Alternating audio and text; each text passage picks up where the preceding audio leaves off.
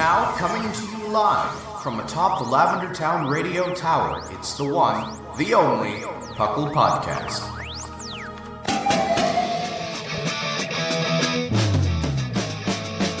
It's PUCL! PUCL! It's PUCL! PUCL! Pokemon Underground Champions League, oh yeah! PUCL! PUCL.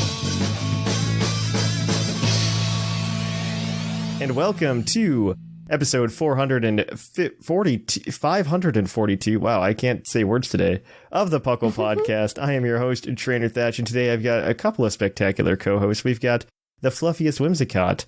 Ciao. And we've got Lord Seth Vilo. Ciao, but spelled differently, as in eating food. Ooh. Yeah, so welcome to the PUCL Podcast. PUCL, of course, standing for the Pokemon Underground Champions League, a nonsensical name where we came up with, wow, I'm really bad today, that we came up with in 2007, where we talk everything Pokemon, from the trading card game to the video game to everything in between. Wow, okay, that's rough. He made it. Yeah, I made it. Wow. I'm so like, I can't believe it took that long. I mean, should we break the fourth wall? Yeah, absolutely. Yes, I'm always for breaking the fourth wall. Okay, we're recording on a Wednesday morning. So Wednesday morning. Everything is out of sorts. It's so Nothing weird. Makes sense. No, it doesn't. It's so strange. Nothing makes sense. I don't know where I am right now, and I'm very confused. No, we're here to just talk everything Pokemon for you guys. But man, yeah, so it's only been like 3 days since I recorded the last episode. Pokemon-wise, actually, this is fun. I've been playing Pokemon Go again. Oh. That dead game. Well, okay, so like I say that jokingly, but kind of, maybe? I don't, so like, I look at my friends list and like the number of my friends that are still actually active on my friends list is not that high. And, like there's my IRL friend group, which is always playing. So like they're still playing it. Though Ryan hasn't opened any of my gifts. Just throwing that out there, Ryan. Hi, Ryan.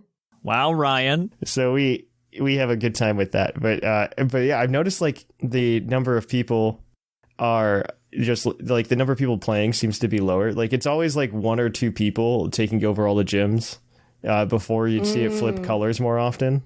Well, I do play, but I don't go out to play. I understand. So I just, open it for 10 minutes every day, catch anything that's interesting that has spawned around my house, and then close the game. So... Yeah. No, I think that's completely reasonable. I just, like, I don't know. I expected more people to be there from, like, how much is going on, but it makes a lot of the moves that you see Pokemon Go making recently make more sense. Also, one of the things I hate the most out of everything is, from coming back to Pokemon Go after, like, 6 months of not playing it, has been when you try to go get, like, research from Pokestops. It used to just be gyms typically that would be like, oh, you need to scan the area around the gym as like your research. Oh. It is like half of everything now.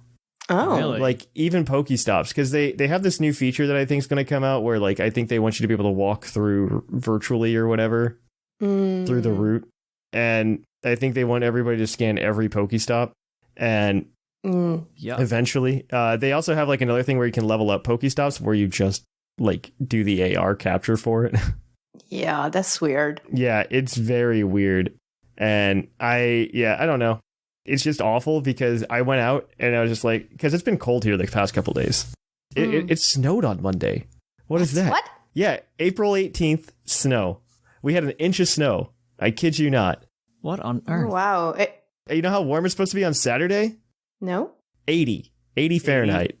Yeah. I mean, I feel you about the snow thing. I think it got down to like mid-50s here, which is basically the same. Brr.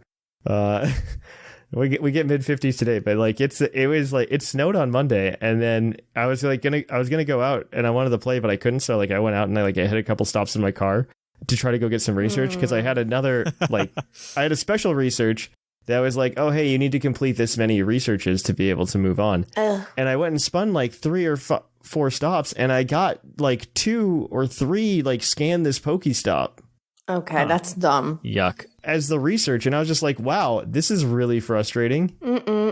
Like, I just want to do research. Like, give me the ones that are stupid. Like, make 3 great throws in a row or something. Yeah. Catch 5 Pokemon. Yeah, this is a minor complaint. I'm still going to play. Like, today, it's nice out. I'm going to go for a walk. Also, I like playing Pokemon Go when it's nice out compared to winter. So that makes things better. Obviously. Yeah. It really is a bummer, too, in that sense, because Pokemon Go does some cool things where you can go out and you can actually go explore. And then they, like, do all these cool events. But then they, like, here in Ohio, there's, like, 4 months out of the year where it's just like, I can't go outside to, like, walk around. Yeah. Without feeling awful. So I don't know. I just really wish maybe we could put, like, a winter pause on Pokemon Go.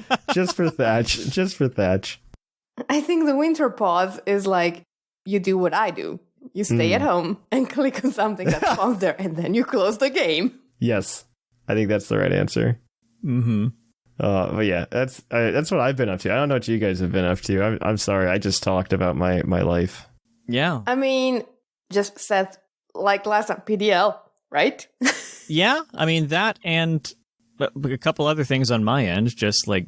Ooh. Tell me. Do tell. I mean, nothing hugely interesting. I've been doing just TCG stuff. I'm going to a big tournament up kind of where by my sister lives on Saturday.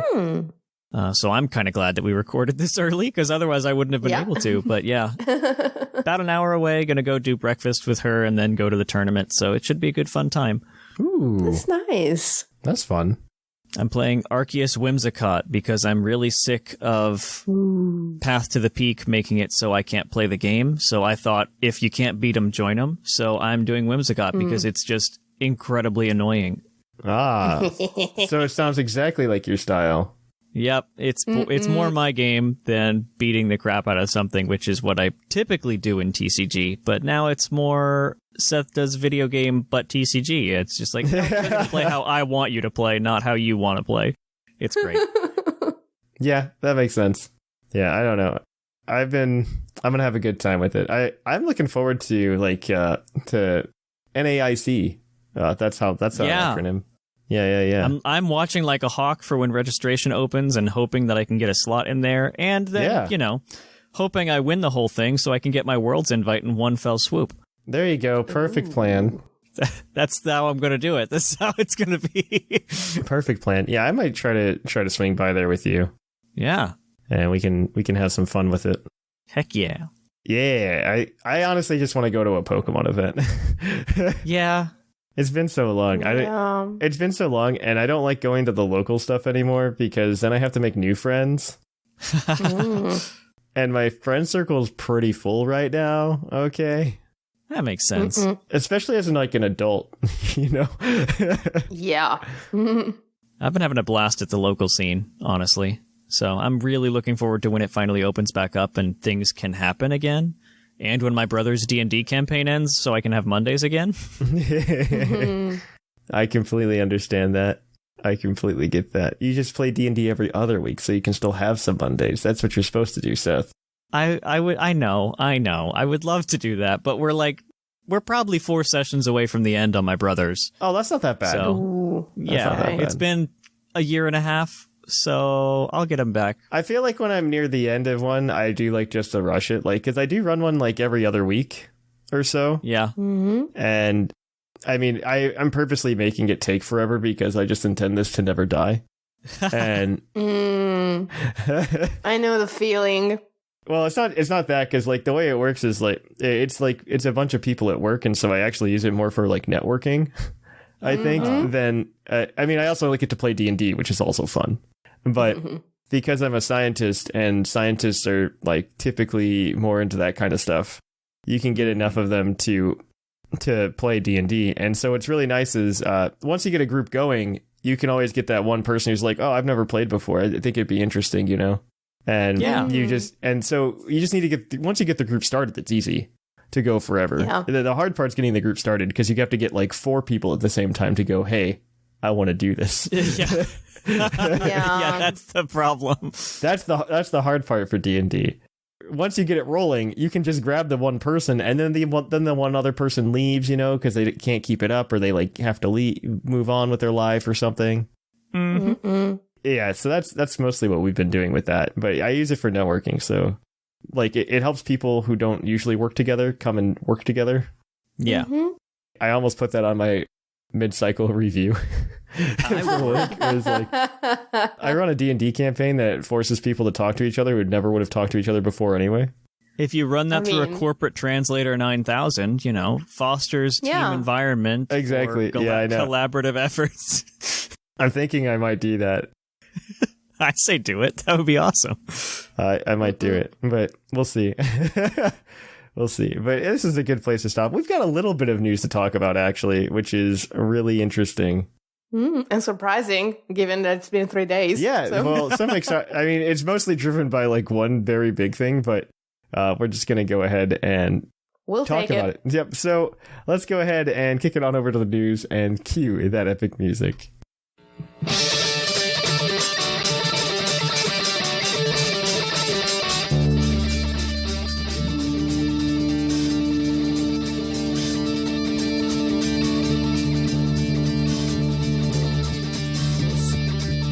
Live from the Lavender Town Radio Tower. This just in. And welcome to the news. In the news, there is not a lot, obviously, because it's been like 3 days, but there is one big piece of news that's probably going to drive literally everything that we want to talk about today. First being that there was a leak of Nintendo-produced Game Boy and Game Boy Advanced emulators for the Switch. For those of you who are unaware, if you have Nintendo Switch Online, you get access to retro games, and it's all emulators. My biggest gripe is that you have to be online to like access them, which kind of sucks. Oh, yeah. That's a bummer. It's very interesting in that sense, but yeah, the internet part's a bummer. But they only have N64, Sega Genesis. They also have NES and SNES games as well. You have to pay extra for the N64 and Sega Genesis games. And they've kind of been doing a slow roll. And so this is really exciting if this leak is true, which I believe it is, honestly, based on the things that were in it. Yeah.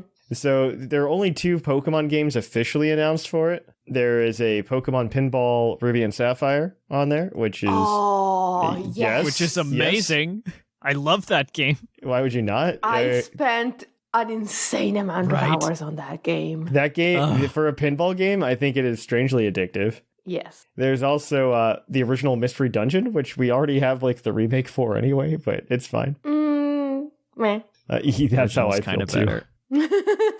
That's how I feel too. So that's really interesting. Honestly, I think this is the thing that would make people actually pay for like NSO Plus is Game Boy Advance and Game Boy games, because there are so many good ones. Yeah. And I thought I saw something that there was like a Pokemon trade emulation attempt in it as well. Correct. There are keywords in the leaked information that say Pokemon trading, which implies that they have built that out, or at least for the like mainline game type things for Game Boy and Game Boy Advance.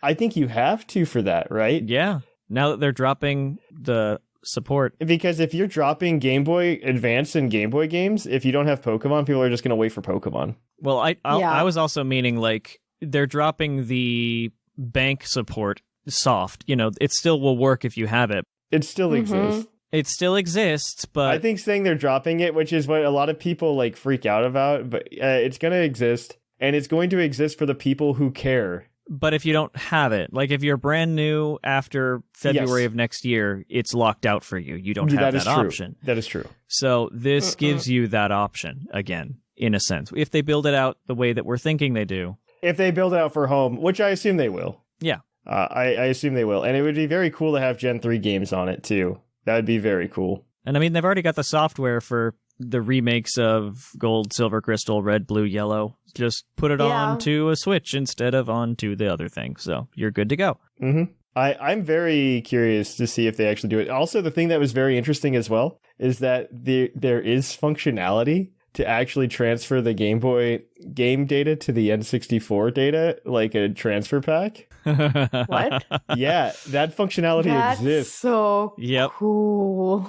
And could you imagine if there was Pokemon Stadium? That would be insane. Exactly. Oh. I don't know if they'll do it, because I feel like that's a very small minority of people. Extremely niche. Yes. I want to do this, but I think I don't know. That would be the thing that would like absolutely push me over the edge. Like if Game Boy games came to regular Nintendo Switch, I wouldn't buy Plus, but I'd buy Plus for Pokemon Stadium. I absolutely would. I think it would be really, really interesting. I just think it's really interesting in that sense. But this is a really cool leak. Very exciting. Yeah, and the fact that it's a leak, not like this is like actually from them, not a normal leak where it's like this might come true. Like this is no. They have data. They like data mine this. Yeah. So it's happening. It's probably happening. I'm incredibly hyped. On one hand, like my comment is okay. So I know this wasn't an official announcement, but why would they start from Pinball and Mystery Dungeon? And I'm confused, but it's cool. Because they're clearly the best games.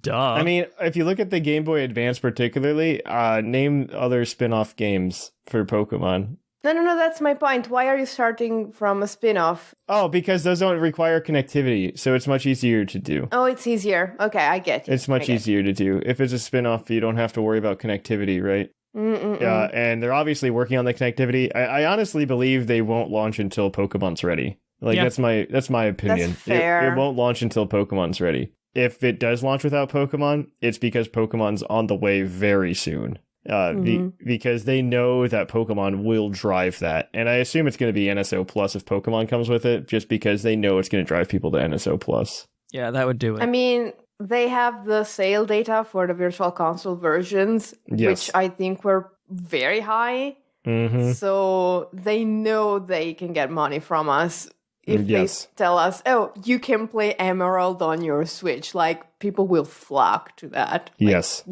absolutely. Oh, right. Well, that's it for this one. In BDSP, make sure you download Darkrai by the 30th, which is by the time this episode comes out, the next episode comes out, because it's really weird thinking that it's a week and a half away, but I need to tell you guys this. The Darkrai one's like the one that hits the home hardest for me, because that was like when I first started, like I played Pokemon up to Gen 4, but Gen 4 is like the moment where like I like played Pokemon, you know what I mean? Same. Yeah. And so I remember driving to GameStops to download every like event Pokemon. Oh, I hated that. I mean, it was awful, especially if you had like multiple cartridges, right? Because you had both versions, and you're like, I'm gonna do both. Yep. And so you're just like sneaking around the games.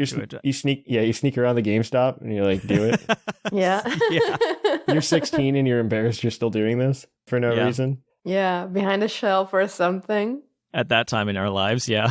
Yeah, at that time in our lives.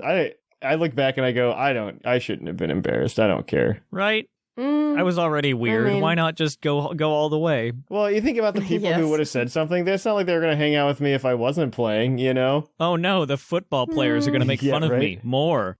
Right? Exactly. It's not like they're going to do anything else about it, so I don't know. This is advice for all of you listening who are in high school and you think it's embarrassing to play Pokemon. Live your truth. Honestly, yeah. I think I made more friends because I played Pokemon in college than anything else, I'm going to be honest. I mean, if you hide who you are, it's just going to take longer for the people who will like you to find you. Yes. Yep. That's a good answer. I like that. Yeah. This is our biannual. If you're in high school, it's cool. Don't worry about it. This is your even not in high school. Like, yeah, do that's true too. Do your thing. Yeah, no, be you. It's really like, yeah, that's very important to be you. Yep. That's like one of the most defining things. I put it on Twitter a while ago. I had this friend in college. His name was Dave, and he gave me this cartridge of Silver version once for one of my birthdays. He was a weird guy. Oh yeah. He was pretty cool. And he just like left it like at my house on my birthday and like left, and I found it, and he left like this really nice note. And he goes, you know, a couple of years ago, I met this really weird guy who was unashamed to like be himself and just play Pokemon. He's like, and I've always been into that stuff, but I always thought I had to hide it. Thanks for letting me do that. I went and out and bought this after like we'd met and we became friends. Wow. He's just like, don't worry, the battery's dead. I fixed the battery since. Nice. It was just very touching. It was very touching. So it's one of those things that just kind of stuck with me. Like, just be yourself. Do your own thing. Yeah. This is the news segment. And I mean, some of y'all in the PUCL group are some of my best friends on the planet. So that's very true. That's very true. Be best friends with people, guys. News. News. Same with me. Like, imagine if I had thought, oh, I'm old. I should not write an overly earnest and overly long email into this, like, tiny Pokemon podcast I randomly found this morning at work. Oh, that would be sad. We're not tiny. But Don't here say we that are. about it. Yeah, here we are. News. So TCG, Sorry. the Pokemon Company International purchased Millennium Print Group, which is the company that prints the cards in the U.S. The company's going to continue just doing what it's doing. That's news. Yep, but they'll have investment power and other like resources from the Pokemon Company. Yeah. I read a bit about this. So. Yeah, that's pretty. Yeah, I mean, I don't see anything really changing. Not really. Maybe supply might Supply might increase improve or or something. Yeah. The supply hasn't been too bad from what I can see. Yeah, it's not been bad recently. No, I see this more as like a way to say, okay, TCG is doing well. We're just going to make sure nothing can possibly get in the way of that. Yeah. Yeah, I That think makes it's sense. a security thing than anything. That makes sense to me. Also, the Pokemon TCGI beta has expanded to the iPhone in Canada. Yeah, the TCG Live thing, which, boy, We're all happy about that, right? we were talking about BDSP. You think that's something that we're kind of having angst about. TCG Live is, whoo boy, I can believe that. TCG Live is kind of a mess. kind of is. The one thing I like about it right now is the crafting system where I don't have to trade stupid packs for stupid things. I think that's the best thing about it, but I don't know if there's anything else redeemable. But If you guys watch TCG YouTubers, you can get a general idea of the community opinion by watching their reviews of the thing that happened in the last couple months. But yes, yeah, not to elaborate more on it, go check those out. It's an experience. it's something. Yeah, it's definitely very interesting. Yeah. And so, because it's a light news week, because it's only been 3 days, we're going to do another Puckle's Pokey prediction because we had to make it 3 Ps. I dig it. Question is, and I think we've already answered this, do we think that the classic games Red, Blue, Yellow, Gold, Silver, Crystal, Ruby, Sapphire, Emerald will ever make it to the Switch in some form? My answer is yes. I think it's absolutely obvious that it's going to happen. Yeah. Yeah, 100%. Yeah, my answer is if they know what's good for them and can figure out a way to get some extra money out of it, definitely. Yep. Yes. I think they'll absolutely do it, especially if they make it Plus. If they make it NSO Plus, they'll totally do it. Mm-hmm. Mm-hmm. Yeah, I think if the eShop for the 3DS had been, slated to go on for another like 5 years, I would have said, probably not. Yeah. Yeah. But they do like to keep the old stuff accessible somehow. A tiny bit. I wouldn't say they like Tiny it. bit. 1 point does not make a line. Yeah, I'm not convinced of that just based on like the trickle that is the N64 games on NSO. But those are not Pokemon. The pace is very slow. No, those aren't Pokemon. I was talking Oh, you meant specifically about about Pokemon Pokemon. games making those Yes. available. I understand what you're saying. No, I do not think Nintendo knows what's good for them. The used market again would argue against that, but Give it home compatibility and you're set. That would like 100%. yes, I think that's a great way to fix it. And even especially if they can figure out a good way to emulate DS games onto the Switch. that would be a little. They Yeah. did. It's BDSP. Did they? I don't want them to ruin Gen 5 remakes, please. Yeah. And I'd much rather have just like a Legends Arceus game, like BDSP be the last remake we ever get.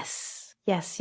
Especially after that, because like the trend line for remakes isn't going up. I'm gonna tell you that. No. I'd much rather just see them give us Gen 5 like on Virtual Console or not, but Nintendo Switch Online. Give us Black and White and Black and White 2. Please. The trend for remakes was like, oh yeah, this is a thing. Okay, cool. Oh wow, this is amazing. Okay, this is very enjoyable. And Yes, exactly. I would really like to see it just come out that way, and then we get Pokemon Legends Unova or whatever, yes. Pokemon Legends Kyurem, Yes. The original dragon. I think that's the way to do it, Seth, okay? We all know that and we all think that. I want that so badly. It would be better than whatever origin form Dialga and Palkia were, I'll tell you You that. can be the one to cut the gosh. dragon in half. Yeah. Whatever those origin forms were. They were Yeah. there. Have you seen the thing where you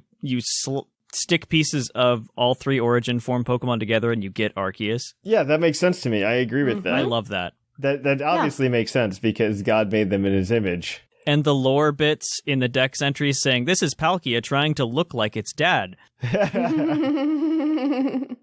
mean, you essentially already have that in, like, Kyurem, Reshiram, and Zekrom, so Yes. you don't even have to, like, waste a lot of effort into designing the original dragon. It's like the pieces are already there, essentially. You pretty much just shove, like, Kyurem White together with Kyurem Black, I'm pretty sure. Pretty much, yes. I'm pretty sure that's what you do. And you call it Kyurem Gray. Make it chibi. Pokemon Legends Gray. That's what we need. There's your answer. And then we can get some, like, ancient Team Plasma lore that shouldn't exist for any reason, and it'll be a good time. I mean, we could get some lore about why Anne can talk to Pokemon. Because he's a Zoroark. End of story. Okay, but that's not as fun as making up an entire thing about it. You know what? That's fair. Neither is the fact that the TARDIS got stuck as a phone booth for some reason long ago, but it's the same idea. Yeah. Okay, but they came up with that in the 60s. Good. All right. We're going to move on. We got a little bit of Puckle news. I just want to remind everybody that this week we are going to be streaming for St. Baldrick's, a charity for childhood cancer. We're going to be doing extra streams this week for it. I actually just got the email and I need to look into it after we're done recording about how to set it up. It is the Catch a Million event. Us and a bunch of other streamers are going to be streaming to catch Pokemon and just raise, I think the goal is $100,000 to Awesome. for childhood cancer. I think Puckle can do like 1% of that for sure. So if you guys would come, it's going to be, these are going to be happening at night because Thatch does have a day job. Not today, obviously, but, but Lucky you. I'm on vacation because I got too much vacation. Tuesday, April 26th, probably a start time around 7:30 p.m. Eastern. That start time is probably applicable to every day that I say. We also have Thursday, April 28th, we're going to do it. And then Friday, April 29th. And I actually spoke to Claude. And on April 30th, which is a Saturday at 10 a.m., we're going to be doing a live recording of the podcast just to capstone it. Ooh. So you guys can come over to twitch.tv/the PUCL Podcast and catch all of that. I'm going to get a nice little pretty image today, and it'll be posted on Discord and our social media for it. So you guys can make sure you can come and see everything that we're doing for that stream next week. And hopefully you guys can come and help us make our goal of like $1,000 personally from Puckle, but also help hit the $100,000 for childhood cancer in general. I think one of those days Shamu and I are going to try to do a Soul Link, and I want to see how that's going to turn out. Ooh, those are fun. I did a little bit of one with a friend. Oh my goodness. Yeah, it's going to be Shamu and I though, so it could go very poorly. I've always wanted to have a Puckle Soul Link. But all right, so I don't know which day we're going to do what, but I will have that all determined by the day that they happen. I hope so. One of them, if anything, will be me trying to finish my Gen 2 or Gen 1 living decks, probably. Nice. So that'll be fun. But on that note, that is the news. So we're going to kick it on over to Puckle's Poke Quiz, where we're going to quiz your co-host on their insane Pokemon knowledge.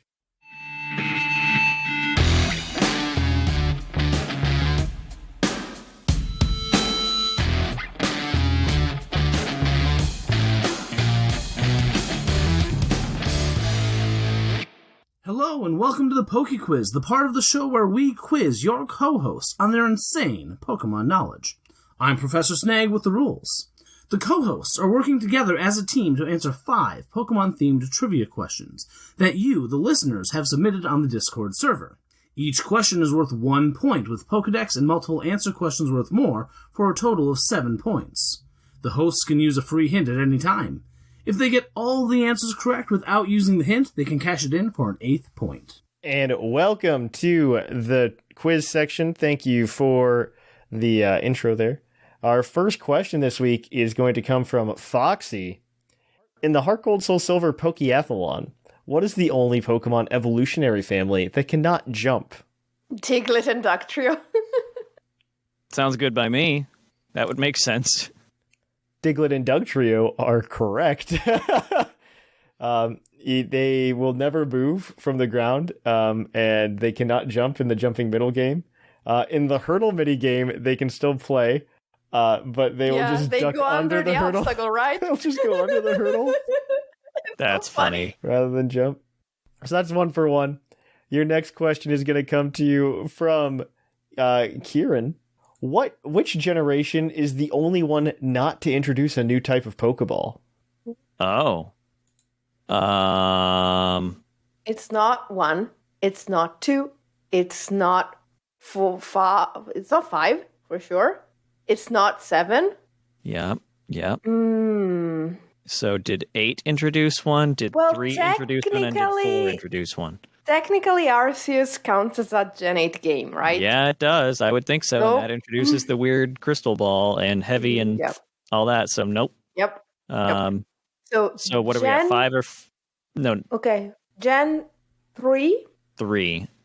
Gen 4, and Gen 6 are still on 3, the table. 4, 6. think, When did Cherish Ball come out? Great Was question. it 3 or 4? Definitely one of those two. I can't think of any Pokeball introduced in Gen 4 6. introduced things like Dusk Ball, so it's not 4. Mm-mm. I want to say that event Pokemon in general were locked to Cherish Balls, so were they 3 with event Pokemon there? They might have been 3. I also think that Gen 3 might have introduced something like Sports Ball or something dumb like that. Okay.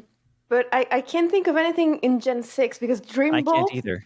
is from Gen 5, and I remember that there was a whole like Aegis/Dream Ball scandal at a competition. Oh, I do remember that where Ray Rizzo did that. Yeah. That's silly. Yep. Yeah. Mm-hmm, mm-hmm. What about And what about the Park Ball? Because wasn't there like Pal Park in Gen 6?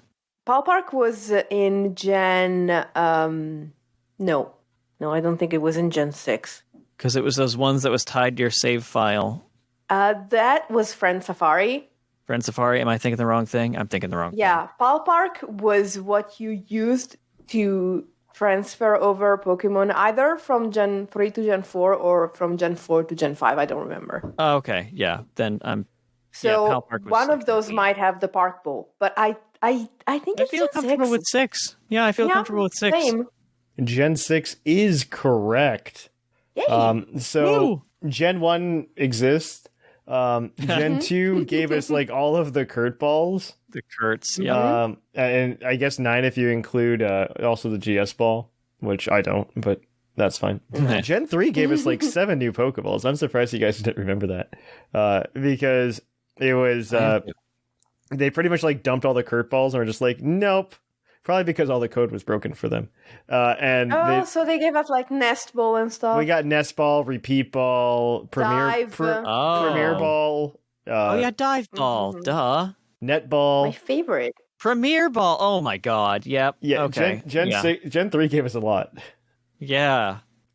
Gen 4 gave us 5 because we got like Heal Ball, Dusk Ball, technically Park Ball for Pal Park. Then Gen 5 and 7 gave us 1 each, the Dream Ball and the Beast Ball, And respectively. the Beast Ball, yes. And then Gen 8 is really weird because all of the new Pokeballs essentially just come from Legends Arceus. Yeah. The Origin Ball, the Leaden and Gigaton Ball, all of that stuff. So just something to think about. Also, I guess you could consider like the Hisuian Pokeball a different one as well. I guess. I guess so, yeah. Yeah. I wonder if it'll be different. That would be cool. I hope you can transfer it into a new game and like it still has the old Pokeball. Like I hope it looks like that. Yeah, that would be so neat. I hope it does, but the data mined, not probably. Yeah, they have a thingy. The Strange Ball, is that what you're talking about? Ball, yeah. The Strange Ball. Maybe. We'll see. All right, so you guys are 2 for 2. Your next one's your Pokedex entry, as always. This one comes from The Purple Knight. Its Pokemon Moon Dex entry reads, it sheds and regrows its scales on a continuous basis. The scales become harder and sharper each time they're regrown. Who's that Pokemon? Okay, so not Clefairy. I think it might be something in the Como line. That sounds right. Harder and sharper. Because then, they just throw them in their moves. Yeah, and they so just... maybe, like sharp teeth. Maybe like Jangmo? I'm comfortable or with that. Hakamo? That's right. That's the middle one. Yep. Yeah. Let's say Hakamo. Sounds good to me. Hakamo'o is correct. First time. The hint entry was from Ultra Sun that says it makes noise by clanging its scales together. When the rhythm has reached its peak, this Pokemon attacks. I might have thought Como for that one, honestly. Yeah. I mean, I think they're all about the same. I think has that move called Hakamo'o that, is literally just a smaller Komo'o. That's all it is. Exactly. Yeah. The baby first entry teenage implied growth, Como. though. So Yes. Exactly. So. All right. Well, you guys are 4 for 3. Your next question is worth up to 2 points then. This one does have a bragging points point involved, if you'd like it. Yes. So this one's from Nintenjones. There are 8 legendary trios in total in the mainline Pokemon games. Can you name them all? You can either just tell me like the trio, or you can tell me what the unofficial fan name for the trio is. Total. 8 The total. birds. The birds. The beasts.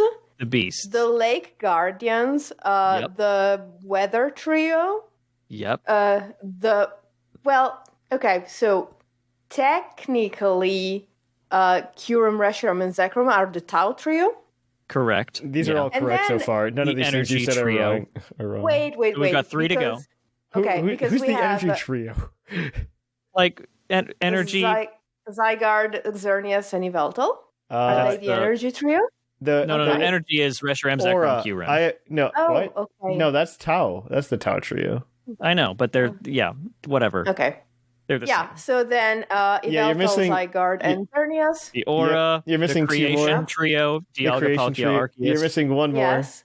And then are the dogs in Regis. Eternatus a trio? Oh yeah, the Regis. The no. The Regis. They're more than a trio. The They were Swords originally of a trio. Justice and the Genies are no longer trios. So Yes. those don't count. Oh yeah, sorts of. Yep. Okay, so they're only 3 permanently. You're literally missing okay. 1. You're just Exactly. missing 1.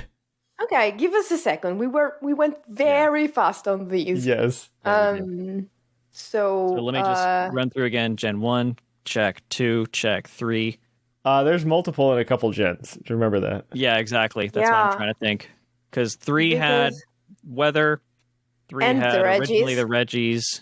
but they don't count anymore. They don't count anymore. 'Cause there's a lot of them. The Creation Trio and the Guardians both count for Gen 4. Yep. Gen 5 technically only has the Tau Trio because the other 2 trios Each got are another. foursomes now. Yeah. Then Gen 6 has just those 3 legends. So, Yeah.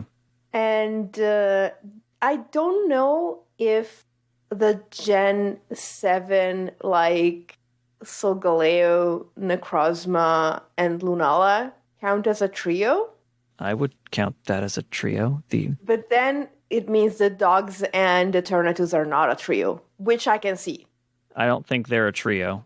Okay. Oh, wait. They totally are a trio because they fuse. So yeah, Necrozma, Yeah. Solgaleo, and Lunala. Yeah. That is correct. That is all of them. The alien trio. Yeah. What I have written down is the light trio. Yeah. Makes sense. So you 2 guys got them create, all though. 1 That is eats. all of them. That is 2 points there. So that's 6 for 4. Whatever. These rules make no sense. They're your rules, Thatch. Exactly. Fractions are hard. All right. So this last question is your Pokedex or your base stat question, as always. And this one's going to be from Poliwo. And Poliwo would like to know, what not fully evolved fire type has the highest base defense? NFE fire with highest defense. Magmar comes to mind, but I don't think so, just because it used to be a fully evolved and isn't anymore. Yeah. Is there any that There's goes through like a cocoon or pupa phase? Well, Larvesta, but I don't No. see that being Defense the one. is always a weak stat for that line. Exactly. Okay, so Its highest one's attack by far. wait, Carkol. It has to be Carkol, right? That would make sense. Colossal's rough, defenses are like 115 or 120. It's So not bad. that would make sense. Anything else? Because I don't think like Pignite is that defensive. No. And None of the starters are no. defensive fires. What else is a tanky? Because Cargo has good defense, but Slugmite just a tiny Slugma baby. don't. Yeah, it gets the rocks added later. What else has... Yeah, I can't think of anything else except charcoal. Bulky fire types. Bulky There's not a fire lot types of with an those. evolution is the weird part. Exactly. Very weird. I'm comfortable with charcoal. I can't think of anything else, and I think that's a pretty good answer. That line is a defensive line to begin with. Yeah. Is that your final answer, Karkle? Well, we can't think of anything else. I'm going through it in my head, I'm but trying to, yeah. I'll take Karkle. Karkle is correct. Whoa! Karkle with a base defense of 90. The second place is like really far away, by the way. Yeah. Second place is a 3-way tie with a base stat of 60. Oh my gosh. Yeah. wow. Which are Lampent, Raboot, and Combuskin. Yes, Wow. those defensive centerpieces. Yes. Yes. Everybody's just like, yeah, I need a defensive fire type that's not fully evolved. Well, there aren't a lot of Good luck. choices. All right. So that is it for Puckle's Poke Quiz. Please go to our Discord at pucklediscord.com. Submit your questions there if you want to try to stump the co-host. But if not, you'll have to wait till next week to see how everything's going. Right now, the ladder shows Seth Vilo at the top with 16 points. Woo. Followed by Two Whimsicott. perfect games in a row. I know, right? I don't think I've seen that ever, honestly. Whimsicott with 8. And in third, we have a tie between R Sigma and Jushiro at 7. Anybody's game still. Let's see who can get it. On that note, let's kick it on over to the topic. Hey, would you like a green Tauros badge? Well, you can have one if you come over to our Patreon at patreon.com/PuCL We are going to be giving them out once we hit $850. We're going to be giving those to every patron at the $10 plus tier because we love you guys. We'd love to see this project made. Of course, if we hit any other thresholds on the way there, such as $800 for the week-long giveaways to the community, that would also happen as well. So if you'd be interested in getting a green Tauros badge, feel free. Come on over. If you can't support the show, don't worry about it. You just listening is enough for us. So until then, though, guys, I'm Thatch, and I'll catch you guys on the flip-flop. And welcome to the topic. Our topic today is, what are our favorite Pokemon and what that might say about us? It's a light topic because it's the middle of a week. I think it's very interesting to see what's going on in people's heads and what they might be thinking. Maybe I should fill out one of these charts that you sent, Seth. I've never done it. Yeah. To force me to think about it. I like it. I've done it a couple of times and it was different every time. I think that says something about me. Maybe. I don't know. So, like, obviously, I mean, if we just go with, like, the favorites that, like, we put on, like, the TCG mats and the logos, like, for Alligator, is that for me? Like our all-time... We can start with our all-time favorite, if we have one. I think that's a good place to start, right? Like, I don't know. I really like for Alligator only because, and this is the answer for pretty much every Pokemon I'll ever talk about, is nostalgia. Because, I don't know, like, the moment that I really got sucked into Pokemon, I mean, I was sucked into Pokemon for a very long time, just like any kid was in 1998. But then, like, when Gen 2 came out, by that point, I don't know, there's something in my brain, maybe it's the ADHD or something like that. I clung to that knowledge and I just wanted to know, right? Everything I could. And so, like, that by that point, I was like already like the Pokemon kid at school. Like, I was the one kids would come to for help on the playground with their games. Wow. Gen 2, when that started, one, I didn't know Gen 2 came out. I remember this very vividly. My best friend at the time, when I was a child, lived on the other side of my block, and he came over one day and he's like, hey, by the way, I just got the new Pokemon game. And I go, what do you mean new Pokemon game? Dun dun dun. That was like before I was plugged in. And it was Pokemon Silver version, and he showed it to me, and I was just like, what? This is so cool. There's like a Togepi here now, but there's like other Pokemon. This is really interesting. And so I ended up getting it a couple weeks later. And I don't know. And so, like, that was the moment. I remember getting that game because I used to do martial arts as a kid. I did it for a really long time, actually. I did it until I was like 19, 20, from like the age of 8, which was really good as a workout. And I really, like, part of me wants to do it again, but another part of me is like, I don't really want to pay the money to do that again. Yeah. But I remember because I did it one Friday. I went to my martial arts class, and then my mom picked me up afterwards, and she had like bought Pokemon Silver for me. And I remember I went home because it was a Friday night. I went home and I played Pokemon in my 1998 beanbag chair. for like a very long time, and I got to the point like where I picked Totodile as my first starter because I thought Totodile was cool, and I already got him all the way to Crocodile by the time I went to bed. Wow. And knowing Gen 2 and how much of a slog that is at the beginning, by the way. Gosh. That is really something. Looking back at it, I'm just like, wow, that was a long play session. Yep. It was super. I just like that memory, and then just like for Alligator in general, because like Gen 2 was the game where like I got into it, and like that was the game I was playing was Pokemon instead of Pokemon being a game that I played, if that makes sense. Yeah. Yeah. Gen 1 or Gen 2's for Alligator. Like that's like that starter just symbolizes to me like that's the turning point in my career, right? As a Pokemon trainer. But I don't know. That's enough about Thatch rambling. What about you guys? Well, this is awkward. My favorite Pokemon is sometimes Whimsicott.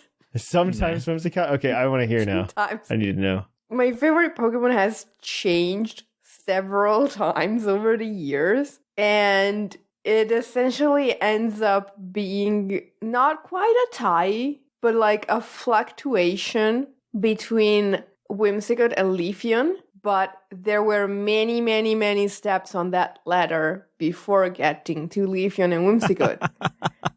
Simply because they didn't exist for the longest time. That would be a good reason. Yeah, so in Gen 1, my favorite was Vaporeon.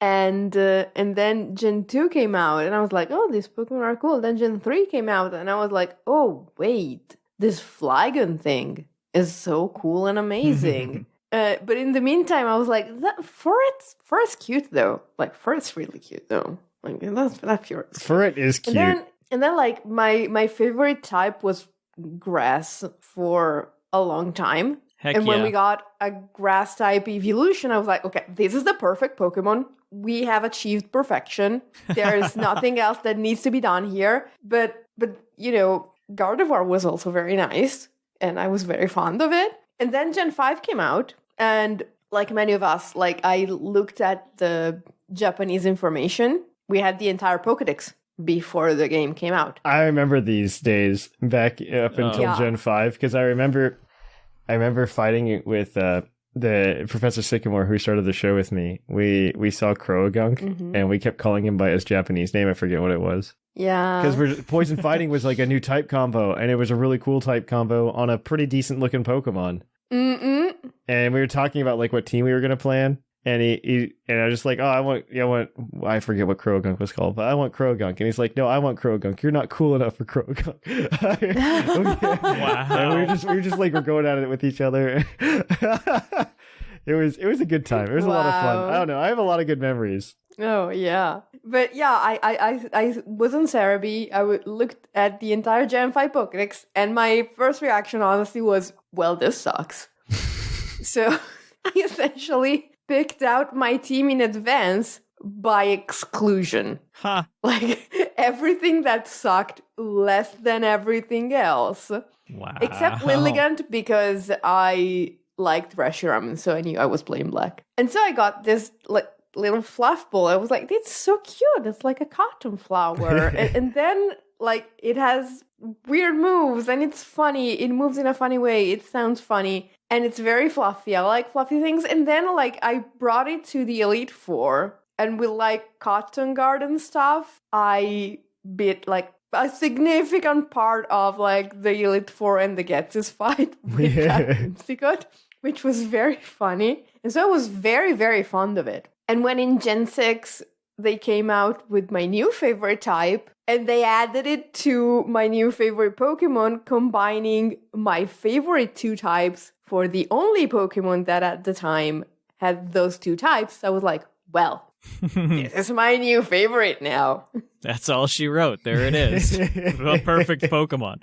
But then it's like, but Leafeon is still cuter. And then Alolan Ninetales came out and it wasn't even cuter. And so, yeah, so Whimsicott is my mascot for sure, but is often my favorite Pokemon. I believe always. This. I believe I've been too busy filling out my favorite sheet like Seth. But tell me more. Tell me more about yours. Okay, so you know I'm I know that I'm going to say this and Linian is going to scream at me because he gives me grief for this every time. But there are a couple of items that make a Pokemon into a potential Seth Vilo favorite. Go for it. One being purple. One of them is the color. I believe this, actually. I believe this. If it is predominantly a warm-colored Pokemon, odds are, I probably am not going to like it unless there is another compelling reason to do so. So that's one, but then here I am being a slight hypocrite because I've got monsters like Volcarona and Scizor on my chart. So why are they here? They are red. What is wrong with me? I feel like that's the competitive, though, right? Like, that's the competitive player in you. Yeah, that's the competitive player in me. A lot of these things on the chart are driven by how they are in competitive and success I've had with the Pokemon. So if they're good in predominantly OU, that gives it a chance to be up there. If it has Poison Heal, it's on the chart. Other things are like personality type things or story driven reasons give it a chance to be up there. I like quirky type things, which is why things like Rotom and Sableye are on there. They're funky Pokemon. Or story reasons, either in the show or something else, some kind of cool story I read about it like that, or like the PTU campaign that we've been doing, either of them at this point, and any that continue on in the future. That's why the poison slot is occupied by Dragalge, because in the PTU campaign I had one of those and it did amazing and it was one of my favorite things ever. The ghost slot is now hard occupied by Decidueye for a similar reason, because it's doing great work in the second PTU campaign, and I'm loving it. And then Pokedex entries too make a fun thing to base off of. That's kind of one for one of mine too. Yeah, I mean, it has to make sense. It has to be fun. It has to be cool enough and fit on the chart. That's how you go about making a Seth Vilo Pokemon. First of all, make it a cool color. Literally and figuratively. Yeah, and Sableye has a couple fond things. That is by far my favorite overall, selected there. It's a gemstone obsessed little goofy little goblin, kind of like how I kind of am. I have a rock collection, I always have. I love gems and things like that, which is why I'm really upset that the only rock types, because gems are rocks in a sense. Carbink. That have gems attached are Carbink and Diancie. Like, what? They have so much potential here, and rock type sucks. I have such a hard time filling in the rock and ice slots because all of them suck. Well, Tyranitar is there, first of all. Yeah, but that feels just like a cop-out. Okay. Like, why do I like Tyranitar? Because it's good in OU. Like, okay, I mean, give me something to work with. I don't know, I just like Tyranitar. I'm also just like, I'm just... Aggron is in that slot occasionally, but I mean, meh. But yeah, Sableye was also... I picked Sapphire instead of Ruby because Kyogre is a cool colored Pokemon. And so I got Sableye in the cave right next to Dewford Town, and thus started my quest of being the most annoying Pokemon player on the planet, because if you catch Sableye, you just throw it out in front of Brawly and laugh at him. Oh yeah. Like, you will, the similar mindset that I was talking about with playing the Whimsicott deck earlier, you will not play your game. You will play how I want you to play. That is now how we are going about this. And that was what Sableye did and started me on that journey. Ruby, Sapphire, Emerald was my big one. Like, I played Gen 1 and 2, but I was connected. I was in it hard. And then, Ruby, Sapphire dropped and I was in it even more because there's color in the game. Yeah. And they're not washed out. Like, I think a big thing that got me really hard into it was the dramatic art shift that happened from Gen 1 and 2 to Gen 3 of the official artwork of the Pokemon. Because before then, they were washed out watercolor type official artwork. I think they're still kind of like that to some extent. Less than they were. I hard disagree. Like, look at old Lantern versus new Lantern. If you look at like the old stuff, if you look at like the old stuff versus like the stuff they did for the remakes, I might agree with you. Yeah. Yeah, because part of what I most look forward to with each of the remakes after that point were the new official Sugimori artwork of Pokemon. Because the old washed out ones I hated. So. I like some of I like the ones that aren't like completely washed out, but the ones that are a little washed out, which might be more the modern ones. Yeah. Like the one that I really like there are two that that really hit home with me. It's one, the for alligator, obviously, but also like the Heracross one from back in the day. I don't know. So like Pokemon trading cards like always have really fantastic art. They do. Yes. But what they used to do sometimes is they would sometimes just take the Sugimori art and just like slap it on a card and put some holo behind it and call it a card. I hate that. They do that now even, especially for trainers. What? They did it for Heracross and for Alligator in the Neo set. Mm-hmm. Because like Heracross is probably one of my favorites, and again, it's just nostalgia. But it's because like I just tie memories to specific Pokemon, right? Yeah. And how they worked. Yeah, that is the artwork they used. I'm looking at the new one. Then you are correct, Seth. Yeah. And so I just posted an example in the little thread that we have among us, just to kind of. This is the original was the watercolor washed out. It's in the exact same pose though. That's why I'm confused. And I hate it. But then Gen 3 completely changed that art style to something totally different to what it is now, essentially. I think that art specifically is from Gen 4 when they did the remake of with Heart Gold Soul Silver. But yeah, exactly. Yes, you are correct. Mm-hmm. Yeah, it's in the exact same pose, which is why I'm confused. And it's those that did it for me. Yeah, that's a good point. And also, like, kind of with the PTU thing or whatever, experiences with a Pokemon are important. Competitive experience, PTU experience, other random like Definitely. The reason the rock type slot is Crustle for me is Unite, straight up. That is the reason. Because it's annoying and goofy in Unite. I see. And I didn't have another rock type slot to put there because all the rock types suck. I finished mine and I have like 3 rock types in it. Gross. What's wrong with you?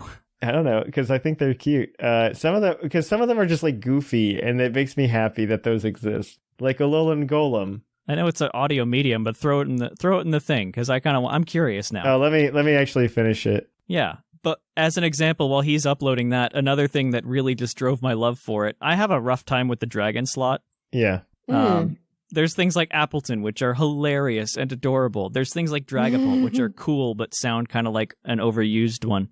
And then there was Hisui and Gudra with its Pokedex entry. That is just, I am very sad and anxiously attached to my trainer, and if they're gone for more than 5 minutes, I will have a meltdown. Yes, our baby. And it's so sad, and I love it. It reminds me of my cats. Okay, there it is. I think this is it. There we go. It's there now. Wow. Well, now I have to do mine. Yeah. But you guys are so far ahead. This is very. I mean, so like notable things, like because I put the Hawlucha there just to upset you, but I figured. And then there are like some that were just like, yeah, this is the hard answer that I thought of, but some of them were hard to think of. There's a trend here of there's a lot of Pokemon that are just like straight up, just like, yeah, this is Gen 2 or Gen 4. This is like your experience playing Gen 1, or Gen 2, or Gen 4. And then I guess Gen 7 just like really makes a random appearance. That as really well. stuck with you, didn't it? Yeah, apparently. I didn't think about it until I was like going through it, and I was like, man, this is really crazy. Because on the list of like the favorite Pokemon each type, I have Grass for Abomasnow because Gen 4, and I just thought it was a cool double typing. Yeah. Mm-hmm. And then Fire, I have Magmortar, only because I was really excited when Gen 4 came out that Magmar and Electivire could evolve, and one of those two definitely got the shorter end of the stick. And there's Electivire on your chart too. Electivire also makes an appearance. But water we have for Alligator, obviously. Normal I put Heliolisk because I'm just like, I don't know any normal types I really like, but I'm like, Heliolisk like really resonated with me in Gen 6, so that makes sense. Mm-hmm. And we put Electivire in the electric slot because, again, it's really cool that they could evolve, and one of these things actually got the short end of the stick, and it wasn't Electivire. Electivire actually used to be really good back in the day. Back in Gen 4. It did. Hashtag. Yeah. Garavire was hilarious when you didn't know it was there. Then I have Metagross in the Psychic slot. I've never done one of these, by the way. I love these things. I couldn't think of a Metagross or a Psychic type that I cared about, but Metagross is cool. Fighting Primeape, I don't know why. There's just like this irrational thing in my head that like Primeape is cool. And I don't know why. And I just love Primeape. That's what a favorite Pokemon is, though. That is what a favorite Pokemon is. I don't know why. I just love Primeape. Primeape is the coolest fighting type Pokemon to me. I don't care what anybody says. Right. Primeape. It's cool. For Rock, I put a Alolan Golem. I think everybody can understand why. Moving on. He is a railgun. Like, it's fine. He is a railgun. Even in the anime, he is a railgun. He is a picking up railgun. the Geodude and shooting them. I love that scene. That's in the entry too. For ground crocodile, there's not going to be a lot of like spread for the gens, but there actually is here. I think the only one, crocodile, he's just a cool ground type, both competitive and just through playing in game. He's just really cool to play with. Yeah. Flying Salucha because Seth's on the show. Because of you. And then Bug is Heracross because Heracross is real cool in the anime and just everywhere in life. Also very cool typing until Buzzwole had to come and steal its thunder. And then I just like Gen 7 apparently just resonated with me because like Poison was Salazzle. That's a good one. Yeah, because I'm just like, I was looking through the Poison list and I'm like, Salazzle. Yeah, that's it. Because I played through with it in my original run of Sun and Moon, and I just remember it, and it was just really fun to play with. I don't know. Darkest Tyranitar because I already used Rock for Alolan Golem because there's 3 electric types on this list. That's another thing with this chart is you have to account for the dual types and how they affect your chart. If you have Pokemon, you have to. Yeah. Ghost is Mismagius because, again, it was really cool that it got an evolution in Gen 4. That's the reason for a lot of these things. Yeah, I'm seeing that. Because Gen 4 evolutions were real cool. Glaceon, I always just thought was a cool ice type. I wish it didn't suck. I don't know. Like, pure ice type Pokemon are always really cool to me, but then you remember ice typing is a terrible defensive type. You didn't have to have the word defensive on there. You could just said it. Ice is terrible. No, ice isn't terrible. It's a very good offensive type. It is absolutely one of the best offensive types in the entire game, in my opinion. Fine, knock me off my ice slander. I think ice is always the best offensive type, which is why everything runs Ice Beam if it can run Ice Beam. Very true, yeah. But I also think that they compensated for that by making ice like very defensively weak. Which is like whenever anybody's talking about tweaking the type chart for ice, I'm like, they did this on purpose though. Yeah. And then I put Steel as Probopass because I thought it was cool he got an evolution in Gen 4. Cool, he got an evolution in Gen 4. I hate Probopass. I have 2 Pokemon with mustaches on my list. I had a Probopass in the PTU campaign that I didn't end up using. It's really cool in PTU because you can detach the noses from it and put them all over the field. That's cool. And fire attacks from them wherever they go. That's really cool. Wow. I just didn't end up using it. And so in the story, I sent this Probopass home to my parents to use as a ceiling fan. So they have it sitting in the middle of the room, and the nose is detached and spun around on the ceiling to move air around. That's amazing. Oh my goodness. And then for Dragonite, I chose Dragonite because I didn't realize how few dragons there were until I saw that list. And then I was just like, wow, none of these are that exciting. I'm like Dragonite because he's the OG boy. Yeah, fair. And then Fairy Florges. I think Florges is my favorite fairy type. I'm not going to lie. Just out of like, I don't know. It's just cool. That's an interesting choice. I wouldn't have expected that from you. I don't know what else would be my other favorite fairy. Like, I was just like, I didn't want it to make it like pure competitive, you know? None of this is pure competitive, obviously. For sure. And so like competitively, like maybe a Azumarill. I'm sitting right here and you always say that, I mean, it's fine though. It's fine. I enjoy Whimsicott very much so competitively. Yeah, it is. It's been on like almost every VGC team we've talked about on PoCL the episode in the past 3 months. But I was just like, I don't want to do that. And I'm like, what fairy type Pokemon do I genuinely just like, if it were to present itself in a playthrough, would I be like, I'm going to use it? And the answer is Florges, right? That's kind of the answer for all of these Pokemon. Like, if this Pokemon popped up in a playthrough, would I think about using it? I get it. And early in a playthrough, you know what I mean? To the point where you could travel with it the whole time. And all of these Pokemon hit that mark for me. All of these Pokemon hit that mark, especially Hawlucha. Of course you would say that. See, my problem with this list is that you go through all the types. Oh, it's so bad. And you think, okay, I've pretty much picked my favorite of every type. You're still missing some of your favorite from the entire list. That's true. It doesn't work very well. I don't know. This is the first time I've ever done one of these. I love these charts. I have a physical one in a sense where really? I not only, I keep it updated. I've got it in this 3x6 layout. That's cute. And I have my favorite Pokemon card art of each of the Pokemon in a sleeve on a cork board. I like it. That's And so nice. It's cool. It keeps everything front and center. It makes it fun to update it when a new art comes out that I like better. Yeah. I love this chart, and it's so just fun to do and keep up with. Like, it's fun. And kind of like you guys said, the weird part is that you have favorites and you have to fit them on this chart. So let me run you through my flow that keeps certain Pokemon locked in certain positions. Reuniclus is my favorite psychic, hands down. Okay, fair. It's annoying and goofy and cute, and I love it. That's just me in a nutshell. So Reuniclus being my psychic means Gallade has to be my fighting. Yeah. Which, in turn, means Breloom has to occupy my grass slot. Grass. Yes. Grass. Yep. Grass. I don't know why, but I thought you said Heracross because I'm staring at a Heracross. Oh, Greninja. That's such a good one, Whimsicott. I miss Greninja. I know. But, and then it keeps going on from there, where Ferrothorn then has to go in the Steel, Decidueye has to go in the Ghost, Scizor has to go in the Bug because Ferrothorn's in the Steel because that, then Volcarona has to go in the Fire. I have certain squares that are locked and cannot change. So I've got to accommodate. I messed this up because I put Swablu in mine, both in normal and flying. You love it so much. No, the normal one should be Wigglytuff. Oh, there you go. Okay. I messed it up. I like your chart. I like how it's got a lot of not fully evolved. That's a lot of fairy types. It is a lot of fairy types. So at one point, I kept saying that grass was my favorite type, but I had to face the fact that most of my favorites are actually like fairy types. Yeah. There's or they evolve into fairy types. And Swablu is like honorary fairy type. Like kinda, yeah. Eventually. Kind of. It has that vibe. I really love how yours has a lot of not fully evolved, like the Oddish, the what is that, Ponyta, the Swablu, like we mentioned. Like that's so cool to have those. Mine end up all being fully evolved for one reason or another, but yeah.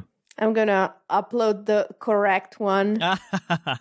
It's like a really cute exercise. I don't know. It's just a lot of things. Yeah. And it tells you a lot about yourself. I guess, you know what? I recommend everybody do this. I always thought it was dumb until today. And then it's just like, yeah, you learn some things. You do. Exactly. You do. And you can see trends like, oh, look, cool colors. Yeah, cool colors. Exactly. Well, mine was, did it get an evolution in Gen 4? That might have been cool.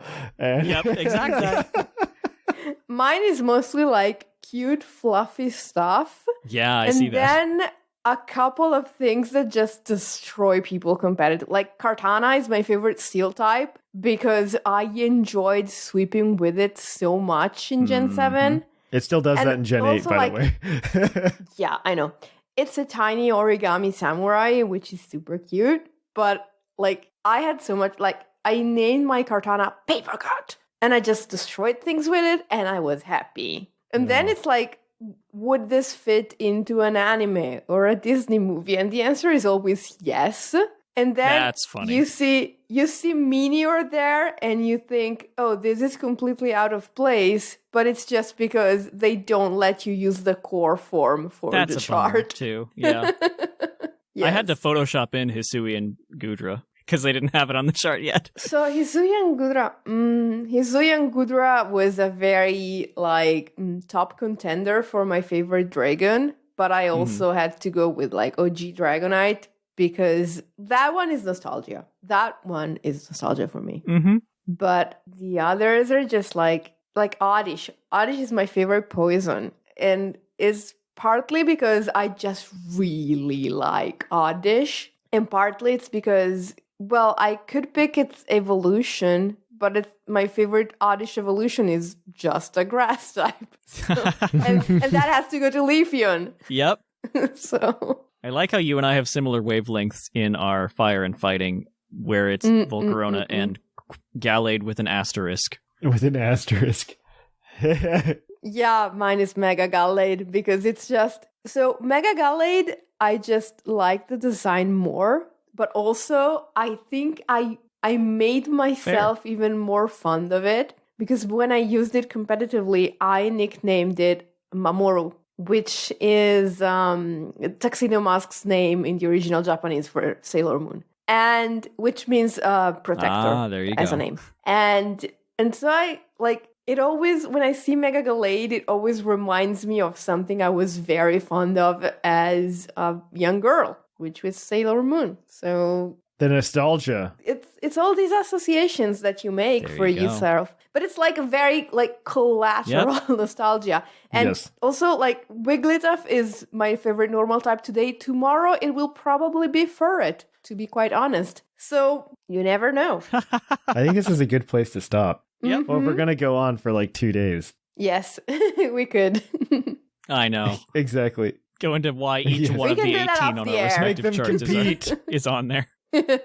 Exactly. Let them fight. All right, so that's going to be it for the topic. Let us know what one of your favorite Pokemon is and why it is in the mailbag this week. Or send us the charts. We'll take. I want to look at everybody's charts in the email. And go make these charts. Just Google favorite of each type. Yep. Send it to us at puclpodcast@gmail.com. But yeah, we're going to cut it here. We're going to kick it on over to the Pokemon of the episode. We will catch you on the flip-flop.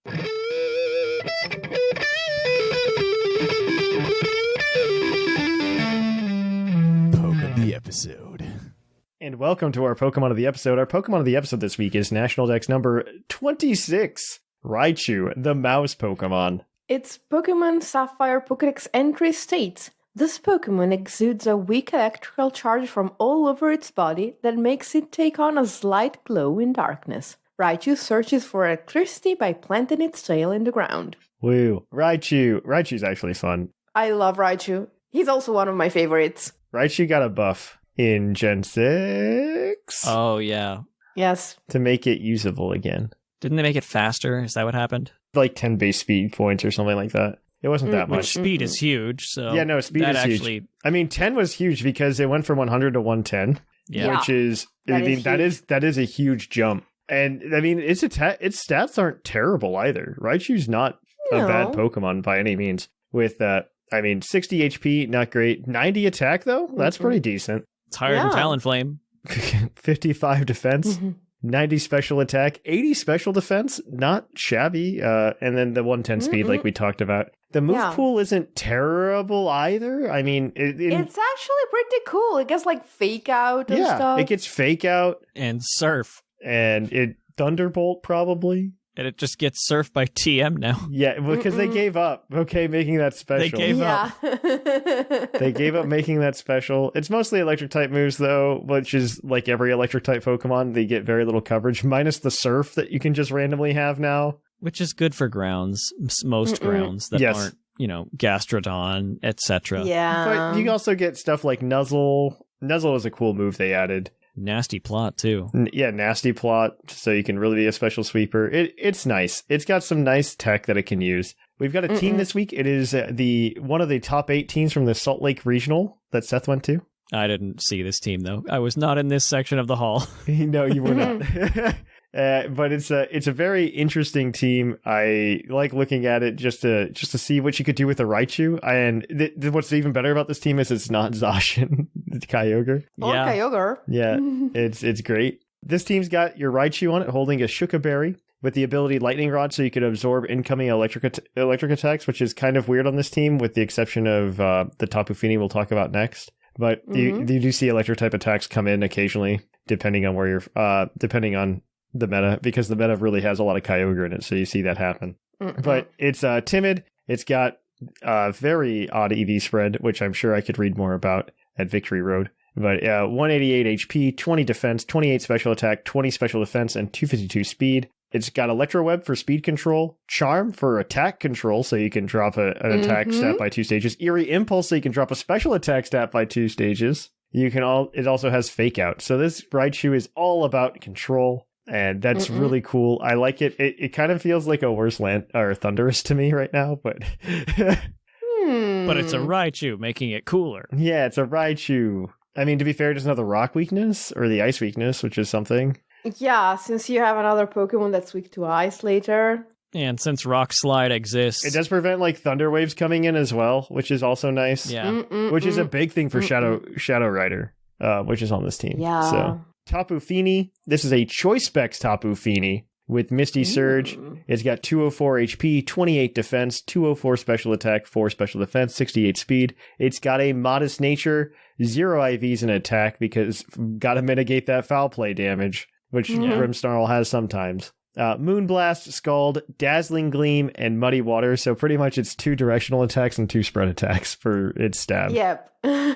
Depending on the situation you're in. Because sometimes, do you need to hit both? Does your opponent have wide guard? Yes. Do you need to hit both? Are you on your own? Please do something. That's an interesting Tapu Fini, actually. I'm kind of interested. I kind of want to run this team on Showdown and just kind of see how it does. Yeah. All right, who's next? I guess it's Seth. Seth, it'll be you. Yeah, sure. The other Pokemon that we've mentioned so far, we have Calyrex Shadow Rider form, holding a Focus Sash. The ability is, of course, as one, Spectreer's version, and the EV spread is as follows, pretty basic. 4 HP, 4 defense, 244 special attack, 4 special defense, and 252 speed.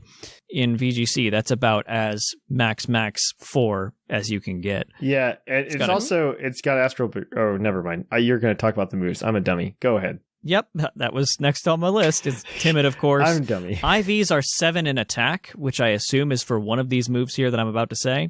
Mm-hmm. They are Astral Barrage, and then who cares about the rest of the other 3 because it's a Shadow Rider. But the other 3 are Pollen Puff, Bulldoze, and Protect. It gets Pollen Puff? I love Pollen Puff. Only because Calyrex itself does. Spectreer does not. That would be a coverage move, and we can't have that. Pollen Puff is so weird. No, we can't have coverage moves on our Spectreer, can we, Seth? No, we can't, but we should always run Dark Pulse. Yep. Always run Dark Pulse. Dumb. Literally took it off like 10 minutes before our fight, Whimsicott, and I was so...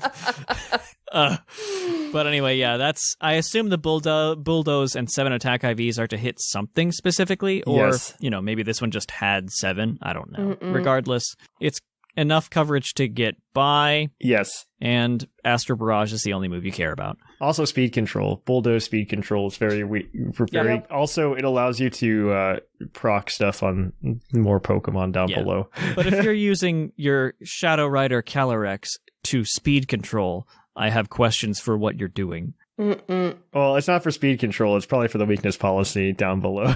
Yeah, that might be it, actually. It is. It's 100%. Oh, shoot. That's exactly what it's for. Yes. Oh, my gosh. That's exactly what it's for. Yeah. I didn't put it together. Okay, here we are. So that's the Shadow Rider Calyrex. The other thing is Landorus Therian form. It's here too, folks. Surprise. I've never seen this on a team before. Tell me what it does. Never. So Landorus Therian is a anyway, it's got a Lumberry. Ability is, of course, Intimidate, because we all actually knew that ahead of time. EVs are as follows. 156 HP, 124 attack, 4 defense, 20 special defense, and 204 speed with a jolly nature. Moves are Earthquake, Rock Slide, Fly, and Protect. Surprise. I know, right? That's such a surprising moveset. Never before seen. Landorus just really feels like why won't you die, old man? Like, yeah. Old man yells at Cloud. Yeah. It even looks like an old man who yelled at Cloud so much. Old man yells at Cloud Lion. I know. Actually, this old man kicked the clouds and it's got them stuck around its feet. But I love how it's got the sassy single eyebrow raise too. Like, you want to get rid of me? Try. Yeah, try. I've only tried for the past 7 years. It's not even like the sassy eyebrow. It's like that one buggy eye from the half crazy characters from old cartoons design. Yep. Yeah, and the weird pupil even makes it worse. Yeah. I hate it.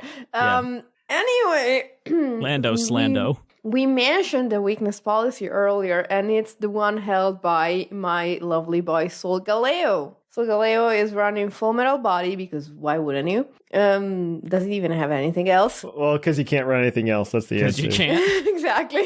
But it also pairs really well with that Bulldoze. Exactly. Because you're gonna proc the weakness policy, but the speed will not be dropped. But the speed of everybody else will be dropped. Essentially giving Solgaleo a speed boost. Exactly. Now it all makes sense. Oh my gosh. Exactly. Oh, it's my amazing. word. I hate it. It's lovely. So it has 4 HP EVs, 188 attack EVs, 4 defense EVs, 60 special defense EVs, and 252 speed EVs with an adamant nature. And it's running Sunsteel Strike, Psychic Fangs, Earthquake, and Protect. Psychic Fangs is in case someone tries to do to you what this next Pokemon is trying to do to your opponents. It's a Grimmsnarl, holding a Light Clay with the ability Prankster. Yeah. It has 244 HP EVs, 68 defense EVs, and 196 special defense EVs with a careful nature. It's running Spirit Break, Sucker Punch, and of course, Reflect and Light Screen. Yeah, that's a Grimmsnarl. Oh, I didn't realize that's what Psychic Fangs does. Wow. Good job. It breaks screens. It breaks screens. Yep, breaks screens. It's Brick Break, but psychic. It's Brick Break, but psychic. I'm going to bite you so hard you think about it. Yeah. Yep. And in VGC, you actually have something to hit with Psychic Fangs that's not the Grimmsnarl, which you can't hit with Psychic Fangs. Yes. So it's worth running. Yeah. It also just gives you Stab Psychic. Yeah. Oh, yeah. That too. All right, so if you want to get this team in shiny form, you can join our Patreon at patreon.com/PuCL Podcast. If not, you can join our Discord and grab the paste, and you can run this team and have some fun with it. So if on that note, though, I am very excited to tell you we can move on to the mailbag. It's mail time! Send in your emails! Mail! Welcome to the mailbag. The mailbag is part of the show where you can send us emails to puclpodcast@gmail.com, where we usually have a question for you. Last week, we asked you guys what Gen 1 Pokemon you would love to see get like a regional or a mega or some kind of equivalent, some special treatment. I'd be interested to hear why you think that answer is Primate. I'm excited to hear that. But you can also go ahead and you can send us emails about anything. This part of the show is also brought to you by the energy drink Green Tauros, the energy drink that gives you hooves. Hooves! And as always, we'll give out the Green Tauros badge to anybody that sparks a decent, good conversation. So without further ado, let's jump in to this first one from Zay Paladin. You bet, and I've got that one. What it do, Puckle Crew? I know that I talked about giving Tentacruel a regional form a few weeks back, but I wanted to provide some details as to what I would adjust. For starters, let's talk about that stat spread. I think 515, 515 is a decent base stat total, albeit a little low. However, if you just flip each offensive stat with its respective defensive stat, it becomes significantly better. Instead of the special defensive bulk that many water types have, Tentacruel takes on a wicked 120 base special attack with reasonable resistances. Oh god. It's not going to... Yeah, kind of scary, actually. And it's still got the 100 speed? Like, what? It's 110 speed, isn't it? Or is it 100? No, 100. No, 100. Is it 100? Okay, thank god. 100. I don't want a jellyfish moving that fast at me. No. No. Moving on. It's not really going to use its physical attack stat of much, so swapping it with its meager defensive 65 allows for stats to be redistributed elsewhere. Next, I think Tentacruel should get a signature move to celebrate its new typing, called Pyroclasm. This would be a base 70 fire-type special attack with its secondary effect mirroring Burning Jealousy. It would afflict the opponent with Toxic if they had raised all their stats at all this turn. I love the idea thematically as it fits with the warmer climate of the Gen 9 location and makes sense with regards to real-life phenomenon of underwater volcanic eruptions. Also, I'm a fan of move parity in general. While it might not be the most competitively viable move around, it would be fun to use in main story playthroughs or potential Nuzlocks. Kind of neat. I just think it's a fun Pokemon. It looks fun. Yeah, it does. A fire jellyfish sounds really cool. Lastly, I wanted to talk about some design changes for the regional jellyfish. A very obvious change would be to change the coloring and texture of the red orbs on its head to appear like bubbling lava, with an orange hue that moves inside like a living lava lamp. Another design option would be to incorporate some blackened or hardened parts to Tentacruel's beak that would come from the immense heat put off from its attacks. The tendrils could also share some new coloring of a darker shade, maybe even going for black to orange at the tips. As for the body's main color, something like a dark purple or obsidian would be great contrast to the pulsating orange orbs and charred beak. Other than that, I think the overall shape of Tentacruel fits perfectly fine with the new form. Maybe adjust some of the frills to add some new contour, a lighter purple on the brim of its head, but otherwise, the base design is super solid. So, there's my fully fleshed out tropical Tentacruel. I think the volcanic jellyfish would be fantastic as both a design concept and a viable Pokemon. It'd be very threatening, where it doesn't have to run Choice Scarf, unlike a certain existing water-fire type. Looking at you, Volcanion. Hope you enjoyed what I envision in a new Gen 1 regional. Zay Paladin. To be fair, I don't think Volcanion is particularly oppressive either. So we could get a real one. It did jump from RU all the way up to OU last session because people discovered that choice specs are good. I believe that. Yes, I could tell you that. In rain, specs Volcanion, 2 shots Blissey. Yes, that's because of Steam Eruption, though. Well, yeah. But yeah. All right. Well, thank you for that one, Zay Paladin. Our next email is going to be from Foxy. Yep, I've got this one. Hey again, PUCL crew. Foxy here. There has been one idea I have had for a new regional variant for some time now. And given that it is a Generation 1 Pokemon, I figured this week's topic would be a great time to share it. One Pokemon that I always thought could have been themed a bit better is actually Dodrio. Dodrio is known for its odd flying type, being a result of its incredible jumping ability rather than an innate flying capability. But for this variant, we will be grounding the unorthodox bird. By the way, I think it's just like a holdover from when they had a bird type, and then they were like, this jumps really high. Still a flying type.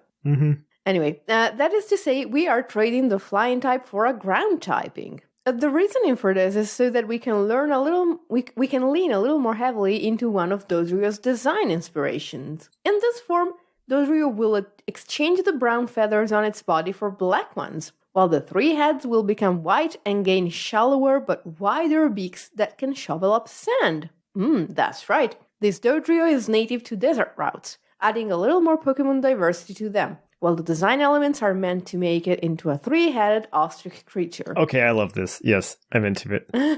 The typing would be normal ground, and this form of Dodrio sticks its 3 heads in the sand in order to scoop up sand in its beaks to attack. Yes! That's kind of cool, actually. I love this. I'm into this. I'm really into this. Oh, I like where this goes, too. Yes. Yeah.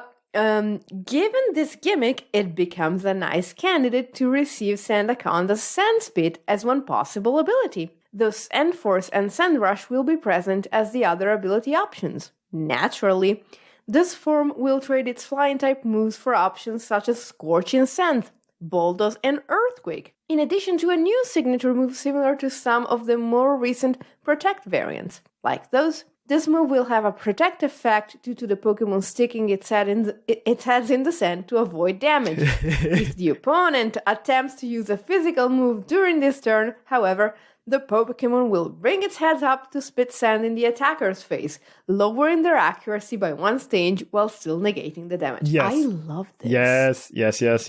Yes. Stat-wise, I would actually leave Dodrio's normal stat distribution, which allows this Pokemon to fill an underrepresented niche of a speedy ground type. At 110 speed, the only 2 ground types it is slower than are Ductrio with 120 and Zygarde 10% with 115. Dodrio notably has 10 more attack than both of those Pokemon, with a base of 110 as well, and has much better bulk than Ductrio, an admittedly very low bar. Yeah, that's... while being comparable to Zygarde 10%. With these decent offensive stats, strong normal and ground stab options, and the option of running Sand Force or Sand Rush, I think this new form would breathe new life into Dodrio by making it a strong option to run in a Sand team. I'd love to hear your thoughts on my idea, though. Keep up the great work, Foxy. I think it's amazing. This is a great idea. I think it needs to happen. Yes. I like it. If it doesn't happen, I'm going to be sad. Yeah, right? Yeah. I'm here for it, though. Okay, this next one is from Sleeve. Hi, everyone. I hope the current season is putting a spring in your step. Yes, it is, with the snow on Monday.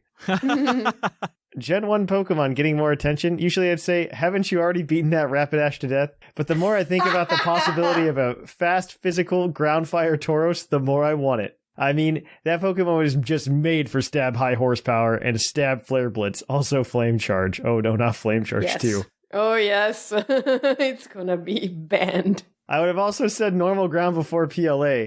if covering a moon bear with mud was their answer to that in Gen 8, I'm not hopeful for that type combo in Gen 9. To echo the sentiments from last episode, Primeape needs a third stage. But here's an idea. Why not make the pig monkey a bit more pig than monkey? Some kind of dexterous quadrupedal, please. Ground fighting chip hog, perhaps? Pig monkey. If nothing else, I feel that it would be a very decisive decision for the community to come to terms with. Finally, Divisive? A very divisive decision. Divisive decision. Finally, regional Dragonite. I'm seeing a lot of talk about Dragon Fairy and Dragon Fire and Pure Dragon. Well, I'm going to ruin some days here and suggest, based off the fact it has antennae. Can you see where I'm going with this? Oh. Look, it may not be the way we were all expecting Dragon Bug to go, with what Flygon getting zero attention at all, but it would be great. What wouldn't be the worst thing in the world? Quiver Dance, Special Tank Dragonite, anyone? Oh, God. Please. I hate it. Imagine if it kept multi-scale. Oh, no. No. Quiver Dance with multi-scale, no. Quiver Dance with multi-scale. Blah. No. Anyway, Gen 1 isn't where it's at, in my opinion. I want to see some lesser-loved Gen 2 mons getting special attention. PLA piqued my interest, and now I want Donphin, Ladian, and Ferret to get some attention. That's very true, though. I would say Dunsparce, but I feel like I can't promote a Pokemon that's gang-affiliated. That would have been an inside joke there. Keep doing what you're doing. I appreciate you all. With peace and love, Sleeve. Promote a Pokemon that's gang-affiliated. Sorry. Wow, that was a good one. I kind of want to give Foxy the badge, though. I think the Dodrio made me much happier than the Tentacruel. I kind of like that, too. Yeah, that's a really cool new one. Yeah, I like the Dodrio. You get the badge for the Dodrio. We're in it to win it. Yeah. If you want to email us next week on what your favorite Pokemon is and why, and what you've learned about yourself in this moment of reflection. Did you see on your chart? Yeah. What abilities do they all have? Cough, poison, heal, cough. Send that to us at puclpodcast@gmail.com next week. We'd love to hear and see them. And until next time, though, you can keep up with us on the Discord at pucldiscord.com. You can follow us on social media at Twitter, Facebook, and Instagram. You can also go ahead and follow us on YouTube, youtube.com/puclpodcast, Twitch at twitch.tv/thepuclpodcast. And finally, you can also go ahead and support the show by going over to our Patreon at patreon.com/puclpodcast, where you can get some Pokemon and some other goodies. So go on over there. I look forward to just hanging out with you guys and talking some Pokemon. I have been Trainer Thatch. I have been the fluffiest Whimsicott. And I've been Seth Vilo. And here in the Lavender Town Radio Tower, it's closing time.